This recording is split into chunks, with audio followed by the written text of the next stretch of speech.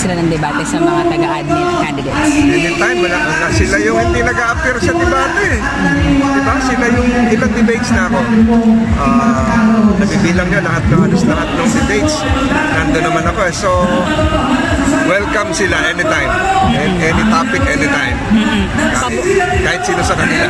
Opo. Pabor sa inyo yun, sir? Sa akin yan, para maliwanagan nung sa kabila na kaya naman namin i-depensa yung mga pulisiya ng administrasyon. But what can you say with other candidates, specifically re-electionists? Sila yung usually hindi uma-attend ng debate, sir eh. Ano nila yun? Call nila yun. Wala tayong masabi.